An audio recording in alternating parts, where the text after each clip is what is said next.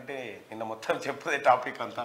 అటు BRS party చెప్పు, ఇటు కాంగ్రెస్ పార్టీ చెప్పు, రెండు చెప్పులు నిన్న మీడియా కెమెరాల ముందుకు వచ్చినాయి.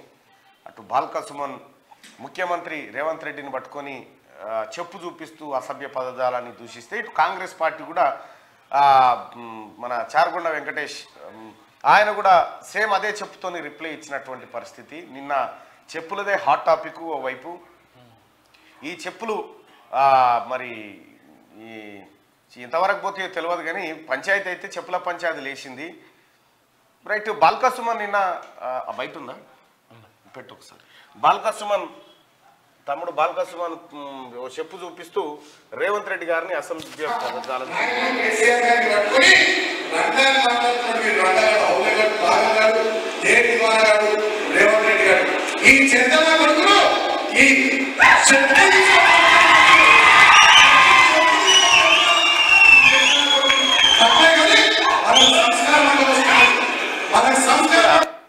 ఇక్కడ రేవంత్ రెడ్డి గారు సరే మొన్న అన్నాడు కేసీఆర్ చేసిన దుర్మార్గం, కేసీఆర్ తెలంగాణకు చేసినటువంటి పాపాలు, కేసీఆర్ తెలంగాణ రాష్ట్రాన్ని ముంచిన విధానం గురించి వివరిస్తూ కొద్దిగా పరుషంగానే మాట్లాడడం జరిగింది ఆయన కూడా.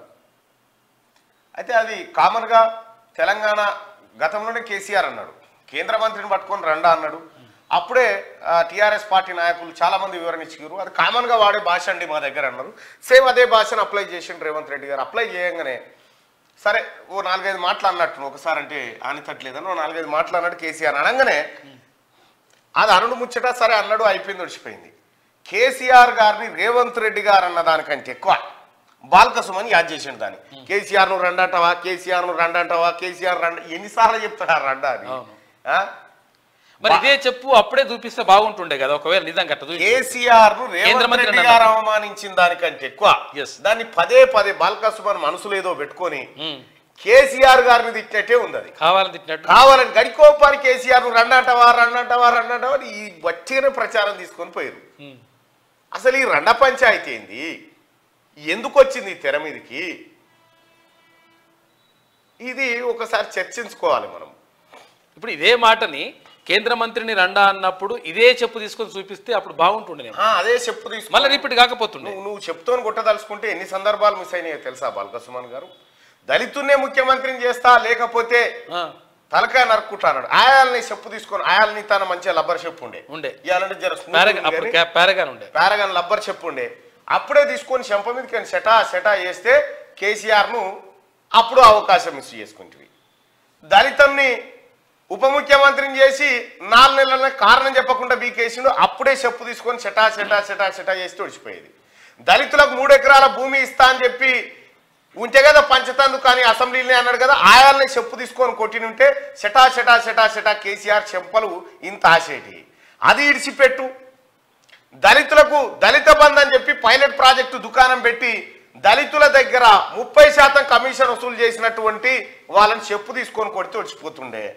ఇవన్నీ మిస్ చేసుకొని వట్టి చెప్పు అంటే ఇవన్నీ మనసులో ఉండొచ్చు నీకు, ఎందుకంటే ఈ మోక రాదురా మళ్ళీ కేసీఆర్ నడేతందుకు అని చెప్పి ఒక్కసారి రేవంత్ రెడ్డి అంటే 20 మాటలు అయినా ఒకటేసారి రేవంత్ రెడ్డి రండా అన్నాడేమో కేసీఆర్ను.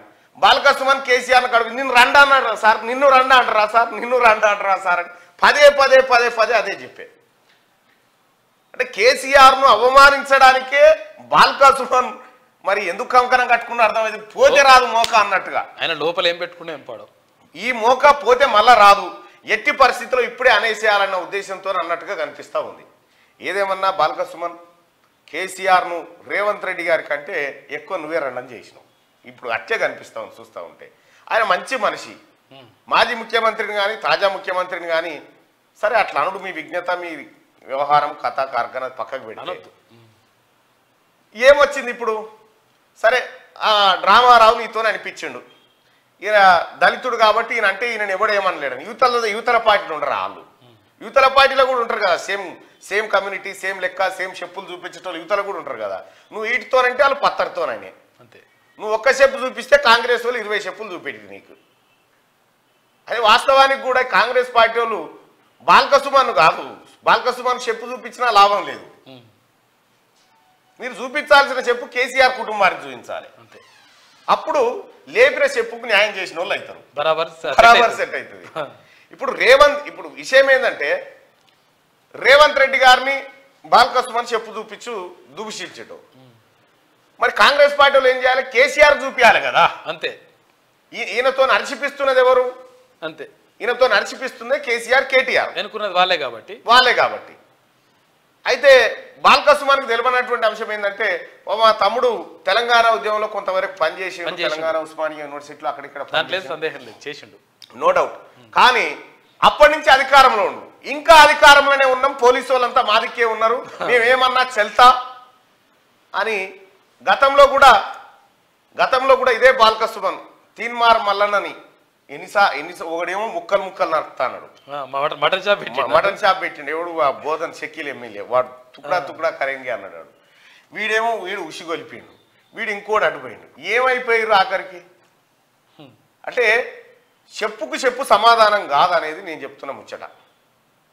ఒకవేళ చెప్పుకు చెప్పు సమాధానం అయి ఉంటే నిజంగా బాలకృష్ణ నువ్వు తెలంగాణ ఉద్యమం జరిగిన తర్వాత తెలంగాణ రాష్ట్ర సమితి అధికారంలోకి వచ్చిన సందర్భంలో దళితుడు కాదు కేసీఆర్ ముఖ్యమంత్రి అని చెప్పి చెప్పు తీసుకొని కేసీఆర్ను కొట్టగలిగితే నువ్వు సీఎం పోస్టుకు ఎటోని తమ్మి మంచిగా ఆ పని అది మిస్ చేసుకున్నావు నువ్వు. ఇవన్నీ మిస్ అయిపోయినాయి. ఇప్పుడు కేసీఆర్ కోసం నీ చెప్పును తీస్తా ఉన్నావు. కేసీఆర్ చెప్పు పనికి రాదు, ఆఖరి కేసీఆర్ చెప్పు కూడా పనికి రాకుండా అయిపోయిందా? కనీసం మా పెద్ద ఆయన చెప్పు తీసుకొని కూడా పెద్ద ఆయన చెప్పని అనుకోవాల్సిందే కదా. మరి సరే, ఇక్కడ బాల్కసుమనేమో రేవంత్ రెడ్డి గారిని అన్నాడు, రేవంత్ రెడ్డి గారేమో కేసీఆర్ అన్నాడు. ఏమని? రండా అని అనుకున్నాడు. మరి ఇలా రండే కూడా తేలాలి కదా. ప్రజలు ఏమనుకుంటారు ఒక్కసారి ప్రజలను అడుగుదాం. మాకేం ఇంటెన్షన్ లేదు, క్లారిటీ కోసం మాత్రమే. మేము ఎవరిని అనాలనేది మా ఉద్దేశం కాదు. ఫస్ట్ ఆయన అసలు యాక్చువల్గా అనకపోతే అటువంటి మాటలు ఇప్పుడు ఆ యూనివర్సిటీలో చదువుకున్నట్టే కదా. ఇప్పుడు కేసీఆర్ యూనివర్సిటీలో చదువుకున్నదే కదా ఇదంతా కథ అంతా. ఒకసారి ఆ యూనివర్సిటీలో మాటలు ఒకసారి పెట్టి చూద్దాం.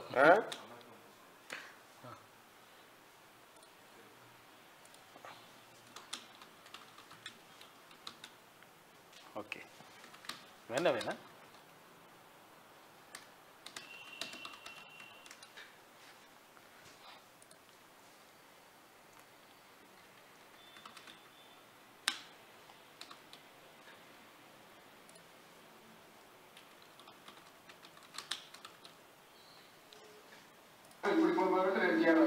సో ఈ రెండిట్లలో మీరు దేనికి ఓటేస్తారు ఏం కథ అనేది చెప్పండి. ఎందుకంటే పబ్లిక్ కన్ఫ్యూజన్ లో ఉన్నారు.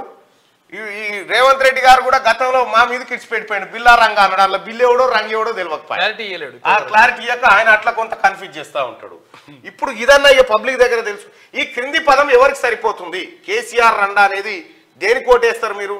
లేకపోతే రేవంత్ రెడ్డి రండనా కేసీఆర్ రండనా? మీరే ఓటింగ్ ద్వారా తెలియజేయండి. ఇంకా అనవసరంగా ఇలా బాలకృష్ణాన్ని వాళ్ళని వీళ్ళని గుంజుడు ఎందుకు? ఓ మాట అనుకురు కదా. మళ్ళీ కిషన్ రెడ్డి ఉరికొస్తాడు, నీ అమ్మ నాకు పెట్టిన పేరు మీరు ఎట్లా వాడుకుంటారా, నీ అమ్మ ఎక్కడికి కదా అని కిషన్ రెడ్డి గారు కొద్దిసేపు మీకు ఆ పోస్ట్ లేదనుకోరు. కేసీఆర్ గతంలో మిమ్మల్ని సత్కరించుకున్నాడు ఆ పదంతో. ఈ క్రింది పదం ఎవరికి సరిపోతుంది? కేసీఆర్ రండనా రేవంత్ రెడ్డి రండనా? ఏది కరెక్ట్? 1500 జర ఓట్లు వేయాలి మీరు. ఎందుకంటే ఇది తేలితే మనం ముంగడికి పోవచ్చు. ఇది తేలకపోతే కష్టమైతే 2000 ఓట్లు చూద్దాం. ఆయన నేర్పిన పదాలే కదా, ఆయన నేర్పిన భాషనే కదా. బూతులు నేర్పింది కేసీఆర్ అంతే. బూత్ యూనివర్సిటీకి ఆయన వైస్ ఛాన్సలర్. కేంద్ర మంత్రిని రండా అన్నప్పుడు ఏడదచ్చిండో ఈ బాడుకావులట. కేసీఆర్ నేర్పిన భాషనే సీఎం రేవంత్ రెడ్డి వాడారు, బూతులు నేర్పింది కేసీఆర్ అంటా ఉన్నా. 2000 మంది ఓటేసిరా చూద్దాం.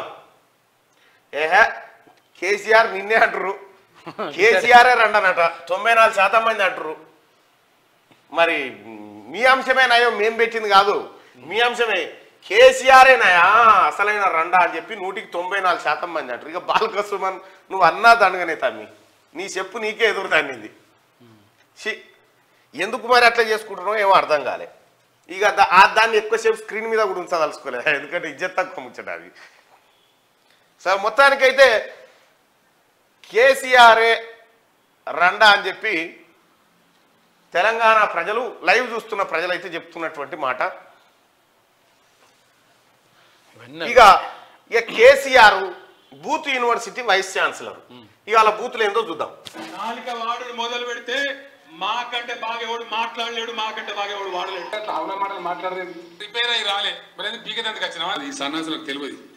ఆడవాడు 30 బోకరగాలు 30 అదోటి అడ్డప్పుడు మాట్లాడతారు. ఈ సన్నాసి కాకపోతే ఆ సన్నాసి కాకపోతే ఈ సన్నాసి కిరికిరి పెడతారు నా కొడుకులు. అది గెలిచేయలేదు, పీకేలేదు. అలా ప్రతిపక్ష రూపంలో ఉన్న దద్దమ్మల పరిపాలననే ఇప్పుడున్న పిసిసి ప్రెసిడెంట్ అయితే వట్టి దద్దమ్మ, పనికి మాలిన దద్దమ్మ. అరే ఏమవుతారా భయ్ బేకూకోవాలని మీరు బుద్ధిలేద్దా మీ బతుకులు చెడా ఇయో బతుకులా.